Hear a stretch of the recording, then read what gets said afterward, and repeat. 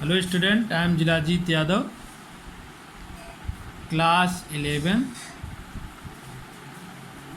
chemistry. Today our topic is Pauli's exclusion principle.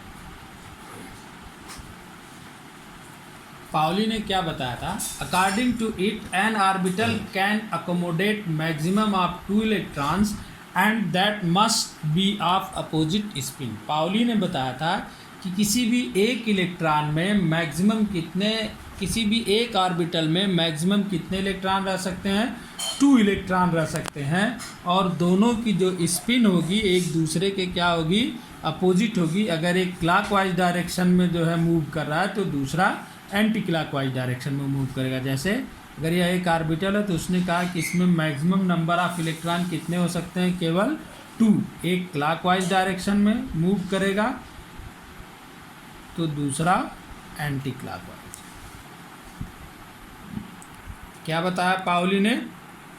Pauli ने बताया कि किसी भी एक ऑर्बिटल में नंबर ऑफ इलेक्ट्रॉन मैक्सिमम कितना हो सकता है? 2. और दोनों की जो स्पिन की डायरेक्शन होगी एक दूसरे के अपोजिट होगी. एक क्लॉकवाइज डायरेक्शन में मूव करेगा तो दूसरा एंटी क्लॉकवाइज डायरेक्शन में. Next topic is Hund's rule of maximum multiplicity. Hund ने क्या बताया? हुंड ने बताया कि जैसे जैसे जब हम इलेक्ट्रॉन किसी ऑर्बिटल में फिलअप करते हैं तो कह रहा है कि जब सभी ऑर्बिटल्स में एक एक इलेक्ट्रॉन हो जाता है सिंगल सिंगल, तभी उसका पेयर बनता है. एक साथ एक ऑर्बिटल में 2 इलेक्ट्रॉन नहीं जाते. According to it electron pairing in degenerate orbital will not take place until and unless each orbital is singly filled. यानी कि किसी भी जो है ऑर्बिटल में तब तक 2 इलेक्ट्रॉन या डबल इलेक्ट्रॉन नहीं हो सकते जब तक कि सभी ऑर्बिटल में सिंगल सिंगल इलेक्ट्रॉन न हो जाए. जैसे अगर हम देखें D6, एक एग्जांपल देखें D6, यानी यहाँ पर कह रहा है कि D ऑर्बिटल में नंबर ऑफ इलेक्ट्रॉन 6 हैं, तो D सबसेल में कितने ऑर्बिटल होते हैं? 1 2 3 4 5. तो ऐसा नहीं हो सकता कि एक साथ डबल डबल फिलअप हो, ऐसा नहीं है. इसको क्या बताया हुंड ने? ये इनकरेक्ट है. कैसे फिलअप होगा? 1 2 3 4 5, यानी पहले सब में सिंगल 1 2 3 4 5. अब सब में सिंगल सिंगल इलेक्ट्रॉन हो गया, अब इसका डबल होगा तो एक इलेक्ट्रॉन अभी हमारे पास है तो यहाँ पर कर दिया 6. यह क्या है? करेक्ट. जैसे एक और एग्जांपल देखते हैं F11. F में नंबर ऑफ ऑर्बिटल 7, 1 2 3 4 5 6 7. तो ऐसा नहीं हो सकता कि सब में डबल डबल जाए. 2 2 4 2 6 2 8 2 10 1 11. इसको भी उसने क्या कहा? ये इनकरेक्ट है. पहले क्या होगा कि सभी ऑर्बिटल्स में एक एक इलेक्ट्रॉन जाएंगे. 1 2 3 4 5 6 7, यानी सब में सिंगल सिंगल जब हो जाएगा तभी उसका पेयर हो सकता है, नहीं तो उसका पेयर नहीं होगा. ठीक. एक्सेप्शन है, 2 एक्सेप्शन है. हम लोग एक्सेप्शन देखते हैं. क्या एक्सेप्शनल क्या है? जैसे कापर है, कापर 29. कापर का इलेक्ट्रॉनिक कॉन्फ़िगरेशन होना चाहिए 1s2 अकॉर्डिंग टू आप बाउ rule. 1s2 2s2 2p6 3s2 3p6 3d 3p6 के बाद 4 4s2 3d 9. कितना हो जाना चाहिए? 3d 9. लेकिन यह इनकरेक्ट है. इसका करेक्ट आंसर क्या है? 1s2 2s2 2p6 3s2 3p6 4s1 3d 10. Number of क्या रीज़न क्या है? ऐसा क्या रीज़न है कि हमको जो है ऐसा करना पड़ा? तो होता क्या है कि जैसे जब कोई भी ऑर्बिटल फुल फील्ड होता है, यानी उसमें जितने इलेक्ट्रॉन होने चाहिए अगर उतने इलेक्ट्रॉन होते हैं तो वह क्या होता है? मोर स्टेबल होता है. क्या होता है? मोर स्टेबल होता है. तो यहाँ पर D क्या करता है? एक ही इलेक्ट्रॉन कम है इसको स्टेबल होने के लिए, तो एक इलेक्ट्रॉन या S से अपनी तरफ अट्रैक्ट कर लेता है, खींच लेता है, और इसमें नंबर ऑफ इलेक्ट्रॉन कितने हो जाते हैं? 10. यह स्टेबल हो जाता है. जैसे क्रोमियम का है, क्रोमियम का बनाया जाता है अकॉर्डिंग टू आप बाउ rule 1s2 2s2 2p6 3s2 3p6 4s2 3d4, लेकिन ये इनकरेक्ट है। इसका ओरिजिनल होता है 1s2 2s2 2p6 3s2 3p6 4s1 3d5। Half field का मतलब क्या होता है? एक कॉन्सेप्ट आती है full field, half field. Full field मतलब जितने इलेक्ट्रॉन होने चाहिए सब हो। हाफ फील्ड मतलब कि जितने इलेक्ट्रॉन होने चाहिए उसके हाफ हो। जैसे डी में नंबर ऑफ मैक्सिमम इलेक्ट्रॉन कितना हो सकता है, हमने बता रखा है 10, तो अगर 10 का हाफ क्या होगा 5, यानी अगर 5 इलेक्ट्रॉन भी उसमें है तो यह क्या होगा, मोर स्टेबल होगा। क्यों ऐसा होता है, क्यों स्टेबिलिटी मोर होती है? तो कह रहा है कि the more is the exchange energy.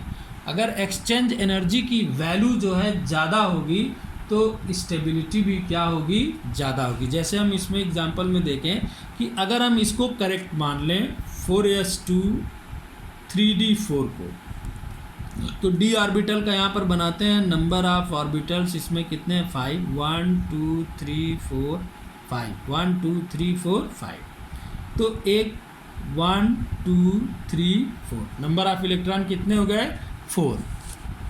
अब यहाँ पर एक्सचेंज देखते हैं। जैसे एनर्जी 1 से 4 में एक्सचेंज, 1 से 3 वाले में एक्सचेंज, 1 से 2 वाले में एक्सचेंज। तो नंबर ऑफ एक्सचेंज यहाँ पर कितना हुआ 3। यहाँ पर देखें दूसरा 1 2 3 4 5 नंबर ऑफ इलेक्ट्रॉन 4, केवल 4, 5 में नहीं रहेगा। अब 1 से हो गया, 2 से देखते हैं। 2 से भी एनर्जी ट्रांसफ़र 4 में, फिर 2 से एनर्जी ट्रांसफ़र एक्सचेंज 3 में। यहाँ नंबर ऑफ एक्सचेंज कितना हुआ 2। फिर थर्ड फेज में देखते हैं, तीसरे वाले इलेक्ट्रॉन का एक्सचेंज किस में हुआ 4th में। यहाँ नंबर ऑफ एक्सचेंज कितना हुआ 1। तो टोटल नंबर ऑफ एक्सचेंज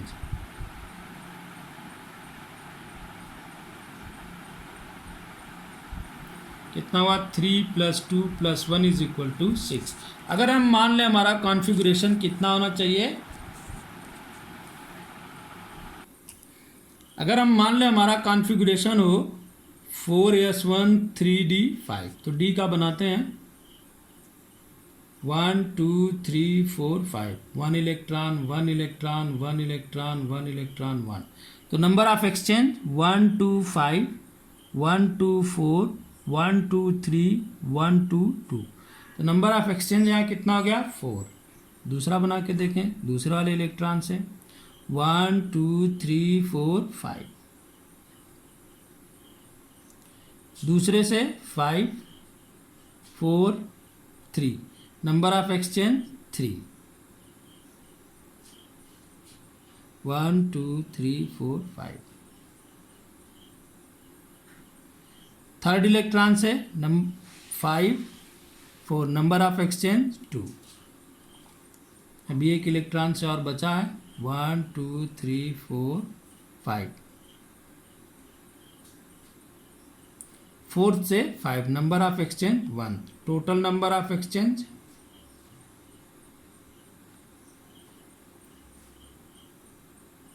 कितना हो गया 4 3 2 1 = 10। यानी कि यहाँ पर number of exchange energy level कितना हो गया 10, यहाँ पर 6 ही है।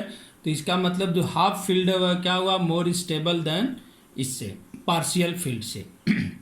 हमने क्या क्या स्टडी किया, पाउलीज एक्सक्लूजन प्रिंसिपल। पाउली ने क्या बताया, पाउली ने बताया कि किसी भी ऑर्बिटल में नंबर ऑफ मैक्सिमम इलेक्ट्रॉन कितने हो सकते हैं 2, और दोनों की जो स्पिनिंग होगी वो एक दूसरे से क्या होगी अपोजिट होगी। हुंड ने क्या बताया, हुंड ने बताया कि किसी भी ऑर्बिटल्स में जो इलेक्ट्रॉन फील्ड होते हैं वह तब तक उनका डबलेट नहीं होता, यानी पेयर नहीं होते, जब तक कि सभी ऑर्बिटल में सिंगल सिंगल इलेक्ट्रॉन फिलअप न हो जाए। यानी जब तक सभी ऑर्बिटल्स में सिंगल सिंगल इलेक्ट्रॉन फिलअप नहीं हो जाते तब तक किसी भी ऑर्बिटल में पेयर इलेक्ट्रॉन नहीं होते, यानी उनका डबलेट नहीं होता है। फिर हमने 2 एक्सेप्शन देखे, कॉपर का और क्रोमियम का। कॉपर का इलेक्ट्रॉनिक कॉन्फ़िगरेशन अकॉर्डिंग टू आप बाउक रूल होना चाहिए 4s2 3d9, लेकिन ऐसा नहीं है, लास्ट में 4s1 3d10 हो जाता है। क्यों ऐसा होता है, क्योंकि कोई भी ऑर्बिटल जो है जब वह फुल फील्ड होता है तो वह मोर स्टेबल होता है कंपेयर देन पार्शियल फील्ड के, यानी पार्शियल फील्ड में जो ऑर्बिटल फिलअप होता है उससे ज़्यादा होता है उसकी स्टेबिलिटी फुल फील्ड की। तो यहाँ पर फुल फील्ड होने के लिए यह एक इलेक्ट्रॉन को अपनी ओर क्या करता है, अट्रैक्ट कर लेता है, खींच लेता है और इसमें एक इलेक्ट्रॉन चला जाता है। क्रोमियम का भी हमने देखा अकॉर्डिंग टू अबाउ रूल होना चाहिए 4s2 3d4, लेकिन होता कैसा है 4s1 3d5।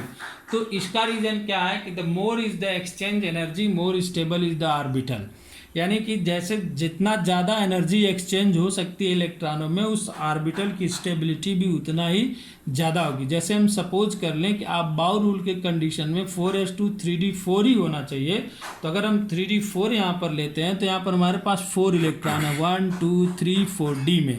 तो 1 से एनर्जी एक्सचेंज 4 में, 3 में, 2 में, टोटल एक्सचेंज यहाँ 3 है। फिर दूसरे वाले इलेक्ट्रॉन से हमने देखा 4 में, 3 में तो 2 है, फिर थर्ड इलेक्ट्रॉन का फोर्थ में तो 1, टोटल नंबर ऑफ एक्सचेंज हो गया 4। लेकिन अगर हम 4s1 3d5 लेते हैं तो यहाँ पर फर्स्ट से फिफ्थ में, फर्स्ट से फोर्थ में, थर्ड में, सेकंड में, फिर सेकंड का फिफ्थ में, फोर्थ में, थर्ड में, फिर थर्ड का फिफ्थ में, फोर्थ में, फिर फोर्थ का 1, यानी यहाँ पर जो है टोटल एक्सचेंज हुआ 4 3 2 1। तो टोटल नंबर ऑफ एक्सचेंज कितना हो जा रहा है 10। तो टोटल जितना ज़्यादा नंबर ऑफ एक्सचेंज होगा स्टेबिलिटी भी क्या होगी उस ऑर्बिटल की उतनी ही ज़्यादा होगी। इसलिए जो हाफ फील्ड या फुल फील्ड ऑर्बिटल होते हैं वह मोर स्टेबल होते हैं कंपेयर देन पार्शियली फील्ड, इसलिए भी इलेक्ट्रॉन जो है जाता है। इस तरह से इस चैप्टर की पूरी टॉपिक्स क्लियर हुई। नेक्स्ट वीडियो से हम लोग इलेक्ट्रॉनिक कॉन्फ़िगरेशन बनाना देखेंगे कि कैसे हम लोग according to aufbau rule, Pauli's rule and Hund's rule तीनों को मिला करके हम कैसे किसी भी एटम का जो है इलेक्ट्रॉनिक कॉन्फ़िगरेशन फॉर्म कर सकते हैं।